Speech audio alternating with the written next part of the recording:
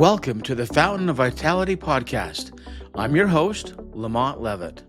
In a world overflowing with noise, confusion, and distraction, we're here to cut through the clutter and explore bold, unique paths to a longer, healthier, and more vibrant life.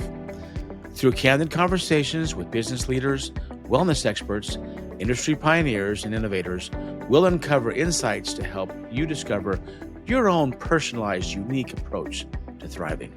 Tune in, trust the compass of wisdom within, and find your fountain of vitality. Hello, this is Lamont Levitt from the Fountain of Vitality podcast. We're excited today to have Dr. Kristi Tompkins with us today. And I'm looking forward to hearing from her how she goes about health, blending functional wellness and living as long as you possibly can in life and balancing and keeping a good work-life balance as well. Kristi, thanks for joining us today.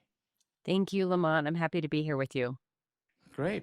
Well, love to hear your story. Kind of how you got from, you were in California, then went back to Colorado, your whole practice, and what your current focus is quite fascinating. If you'd share with our audience today. Yeah. So I was born and raised in California, Northern California, San Jose, Silicon Valley. And early on, I got my bachelor's degree in nutrition. So I have this passion for food. Food is medicine, food as a form of social connection and community. And I am so happy that I have that because I still get to apply that or instill that with my clients today. I mean, that's kind of a very powerful foundation of health. And I actually didn't use my college degree. I went back to the Bay Area, worked in high tech, did that for a few years, thinking that that was maybe the path I wanted to go on. But I knew in my heart and in my gut that I wanted to pursue a deeper level of healing and healthcare. So I moved up to Washington State and I went to Naturopathic medical school up in the Pacific Northwest and loved it. It was a rigorous, intensive program. Loved the Northwest, learned so much. It really stretched me academically, intellectually, but also emotionally as well. So I was up there for about a decade, 11 years, and then I moved. I got tired of the rain. Oh Loved it, yeah. but I got tired of the always wearing jackets and pants and Oh yeah. it is still one of the most beautiful places in the world. And then I moved back to Northern California. This time I moved to the Sacramento, Roseville, Folsom, kind of that stretch between Sacramento and Lake Tahoe, which is a Yeah. booming area right now. Has been for a while. And I moved back there and I started my own practice completely on my own, just really like grassroots and gave a lot of free talks and really immersed myself in that community and really built up a solopreneur practice, still networking with other doctors and compounding pharmacies and other professionals. And I did that for a number of years, about 9 years. And in 2000, so I moved to Colorado in 2022. But a year before that, in 2021, I went to my first meditation retreat. It was a Dr. Joe Dispenza meditation retreat here Oh in yeah. Denver. Yeah, just right outside of Denver. And at that time, this is now a year after the pandemic, I was looking for a change. I was looking to get out of California. I was just really looking for a lot of change in my life professionally, but also environmentally and culturally. So I kept coming out to visit. I kept going to more meditation retreats and I kept coming out to visit Colorado. And at some point I finally decided just go for it. There's, instead of wasting time, just go for what you want. So I moved here in 2022. So it's been a little over 3 years. I have a telehealth virtual practice, which I've had for quite a while, even before the pandemic. So I have that telehealth practice, but I also work locally in Boulder at a local naturopathic clinic 2 days a week called Nature Med Clinic. Somewhere along that way, I know I'm going over a lot of information here, but You're somewhere good. along that way, I had gone through a really difficult time in my life, kind of right around 2017, so about 8 years ago. I'd gone through a really kind of a dark night of the soul.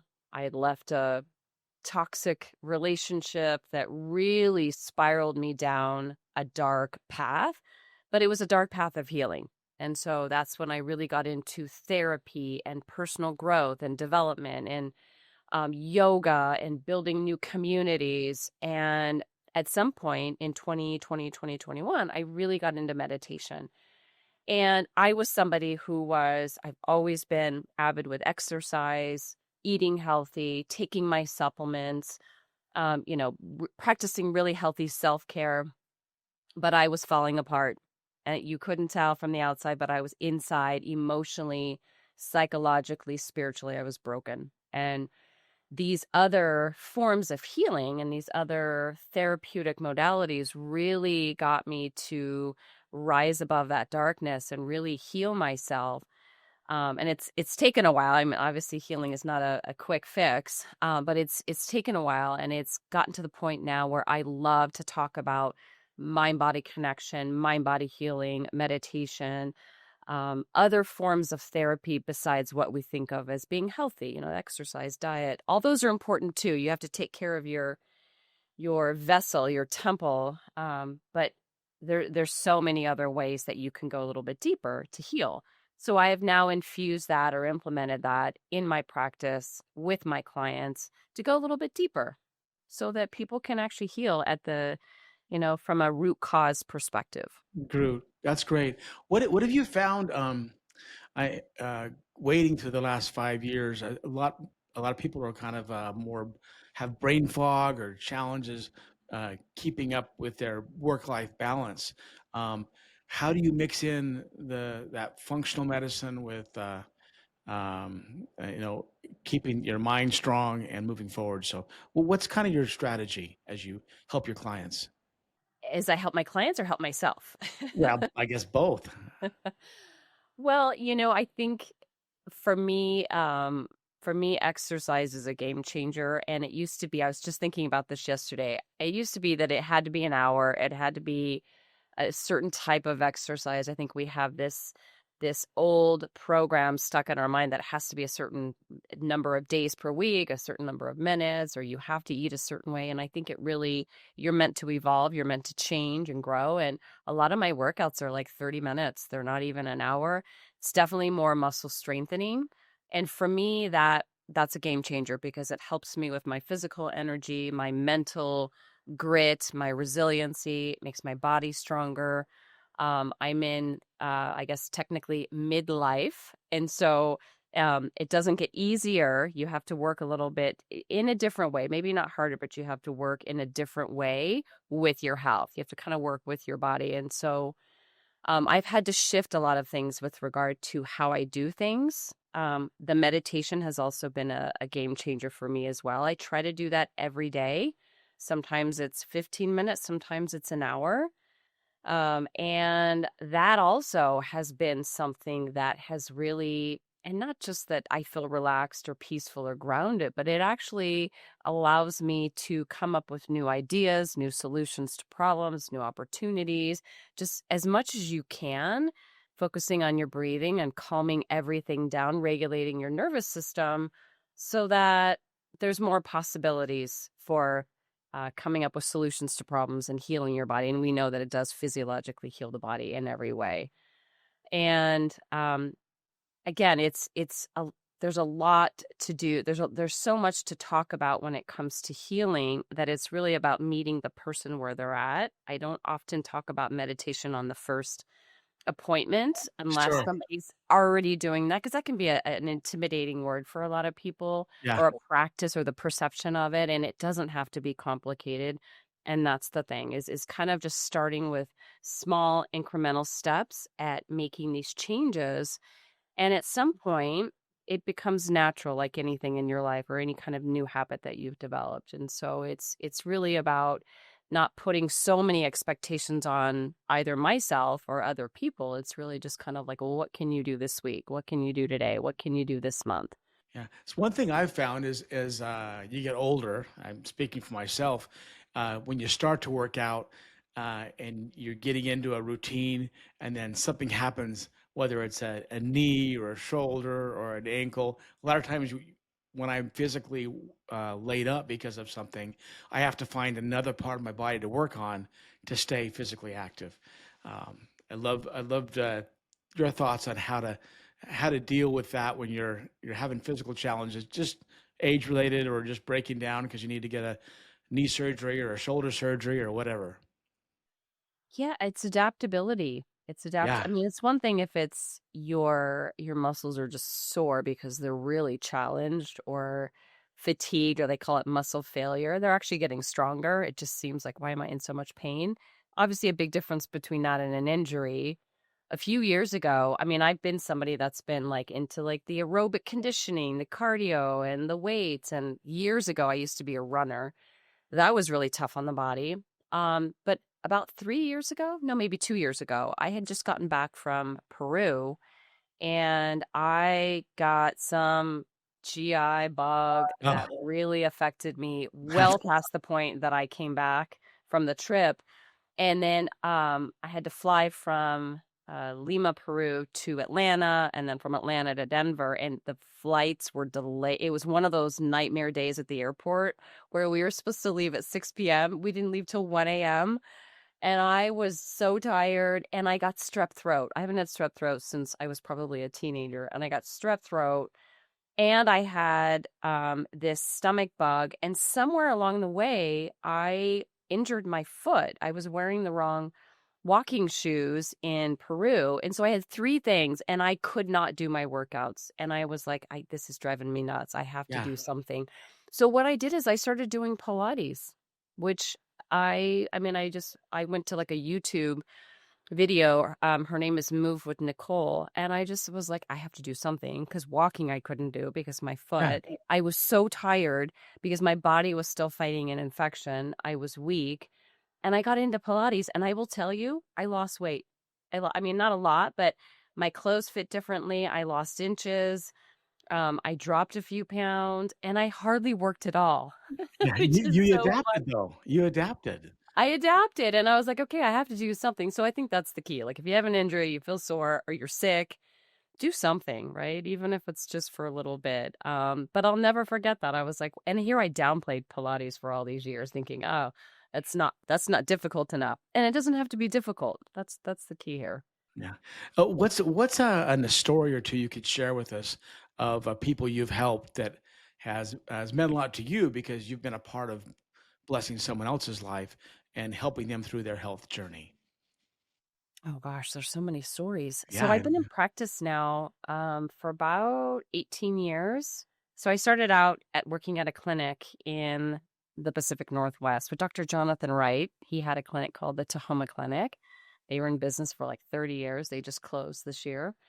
So I learned a lot about longevity, anti-aging, bioidentical hormones well before it was really trending and cool. I mean, now of course it's even more popular and trending now. But again, just like really helping people with functional lab testing. I evaluate people, or I analyze like what's going on with their symptoms. I ask a lot of questions. So it's always a combination of asking the right targeted questions. And I go back a little bit. I don't just ask, tell me about your current symptoms. I like to see a timeline or a pattern or some sort of synchronicity with like what they're experiencing now. And let's say they went through a divorce, or they went through something catastrophic, or they went through some sort of severe setback in their life. And ever since then, they've never been the same, or they got sick and their body just hasn't really recovered. So I like to ask a lot of questions. I spend a lot more time with people. And for some people, it's a little more straightforward, like shifting your diet and changing what you bring into your body, the nourishment and the medicine that you bring into your body, so to speak. Maybe it's changing how you move your body, how we react to stress. I would say stress is a very common one, where you might, like with me, you're doing all the right things physically, but if your nervous system is out of balance and you're always in that fight or flight sympathetic overdrive, your body never really has that chance to relax and repair and reset. So, and for some people, it's definitely more severe. They've got an infection. I work a lot with perimenopause and menopausal women. I used to work with a lot of men in the past who are going through what's called andropause, where testosterone levels start to dip a bit, DHEA levels start to dip. So sometimes people need bioidentical hormones to help them with their sleep and their energy and their mood and their weight and all the other estrogen or progesterone or testosterone deficiency symptoms that come on for a lot of men and women in midlife, and replenishing that with all the other things too, because it's never just about hormones, nor is it ever just about exercise and diet. Yeah. It's really that it's kind of like coming up with a recipe. It's choosing the right ingredients and choosing the right treatments for that person, and it's never going to be a one size fits all. It's never going to be, even if you're comparing two people of the same age, same gender, it's always going to be very unique, and it's also going to change for your own body. Like what worked for you last year may not be the best fit for you for today. Bioidentical hormones. For those in our audience that aren't as familiar with what that is, could you kind of define that and so people understand what they would need to do? So many people, when they think of a doctor, I go to the doctor, they give me a couple pills, I'm done in 10 days, and then move on with where they were before. So how is that different than that methodology of health? And just for the record, I think sometimes we need antibiotics. I think sometime, or, Yeah. like you just said, 10-day course, like, or sometimes we need something. I mean, I've had to take antibiotics before, and I've had to take other medications because sometimes it's life-saving, and not only life-saving, but life-changing. Sometimes it shifts the quality of your life in such a way that either you stay on it or maybe you're on a lower dose or you can Yeah. come off of it. I was just talking, I'll get to bioidentical hormones here in just a Okay. minute. I was just talking to somebody yesterday. She's been on an antidepressant called Effexor for like 30, 40 years. No, sorry, that's thyroid. She's been on the effects are for like 20 years. And it started when she became sober and she completely went off of alcohol.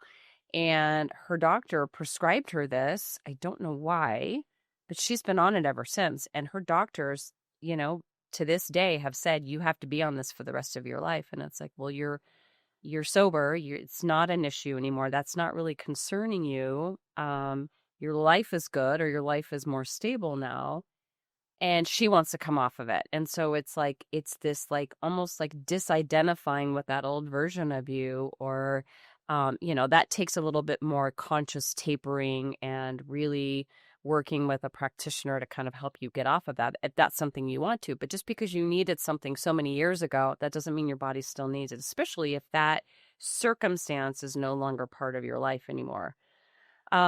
With bioidentical hormones, so our own body makes androgenic hormones, ovaries from females, testicles from men. We do produce some of those hormones, an ancillary or secondary source from the adrenal glands. And with time, it starts to drop. It really drops for women when their period eventually stops. That's menopause. Perimenopause is just usually the several years Before leading that. up to that. Yeah. And bioidentical hormones are plant derived from either the soy plant or the wild yam root plant. And the plant sterols are extracted from those plants and they are made into various forms. You have compounded forms of bioidentical hormones, you have pharmaceutical, patented FDA forms of hormones that you can get either through your MD, your prescribing doctor, but you can also get them in a topical form, an oral like drop or troches. Now you can get them in pellet form, which is injected into like the subcutaneous. There's so many different ways now, and they call them bioidentical because they're very similar, almost identical to your own Okay. hormones. So just because they're natural and they come from a plant, that doesn't mean you can take as much as you want. I have been prescribing hormones now pretty much the whole time that I've been in practice since 2009. And too much is too much. I mean, I know a lot of the symptoms of I'm getting too much estrogen or too much progesterone or too much testosterone because I've been doing this a long time, and I can usually um, kind of tease out like what is actually happening here versus going over a lab test. And the lab test can a lot of times show or validate what's happening within the body, but a lot of times the lab tests don't match the symptoms of any kind of condition, not just when it comes to bioidentical hormone prescribing. So, but it does help replenish the stores if it's in the right form, the right dose, the right consistency for that person. And again, that's another confirmation or emphasis on it's not a one size fits all. It really kind Yeah. of depends. I have many females and male clients over the years that they don't do well with it, or they might do better with a certain another delivery administrate route of administration into the body. So, but it can also be life changing, because if your sleep is better, everything's better. If your mood is Yeah. better, your energy is better, you have better stamina, you're able to focus. That's a big thing right now. And whether it's our society or our devices that we're expected to be on, and all the things that we're responsible for, all these expectations, which are kind of impossible, is the lack of focus because of our society, or is it because we're getting older and our hormones are dropping? So a lot of times the bioidentical hormones with other treatment modalities can help support men and women. Well, just curious that with bioidentical hormones, what kinds of things show up as showing you've taken too much, or what are the symptoms you see in men and women when they're a little bit off on that prescription? When it's too high, Yeah, it's gonna vary. So with estrogen, obviously I would prescribe that for women. It would be the first symptom would probably be a lot of perimenopause and menopausal women are already gaining weight, and that's because of the drop in estrogen, which is like too little estrogen causes weight gain and too much causes weight gain. So it could be that she's put on a few extra pounds, okay, breast tenderness, maybe breakthrough bleeding. She hasn't had a period in probably a few years, and now she's like having breakthrough bleeding. Some women get migraine headaches. Um, and then I think that would probably, there's a few others. okay, Progesterone, again, for some women, it takes care of their headaches. For some women, it brings on a headache. Again, kind of feeling bloated and lethargic and heavy and feeling like the body is maybe not depressed, but sometimes it can bring on a little bit more depression. And with testosterone, I think the number one for women, if it's too much, it would be acne breakouts, maybe a little bit more, chin hair, lip sure, hair, hair okay, loss. That's a big one, especially for men and women. Like too much or the right amount is great, but too much can lead to hair loss and irritability. Like you're snapping at people, you're angry, you're curt, you're aggressive, and maybe that's not part of your personality, but now you're like screaming at everybody. I mean, that can be one thing if you're not used to being assertive and now you're standing up for yourself, that can be a positive thing. But if you're like, you know, uh yeah, chewing everybody's head excessively off. excessively intense, perhaps. Yeah, where it's Yeah, just like people don't wanna be around you because 'cause you're just too intense, and so but it can be testosterone is great. I love testosterone. I think it's one of the best hormones out there, and I think it can, obviously men produce quite a bit more than women, but it can also be another game changer where your energy and your mood, and it's a little bit of an androgenic hormone, it's a fat-burning hormone, or a metabolic, stimulating hormone, but it can also help with brain, focus and concentration and being more creative. Same thing with estrogen with women. When women get the right amount of estrogen, their mind is sharper, their brain is, the brain fog is lifted. And so again, huh. it's really about the right dose and the right form for your body. That's awesome. That's really helpful. I think people too oftentimes they just feel run down. They're not themselves.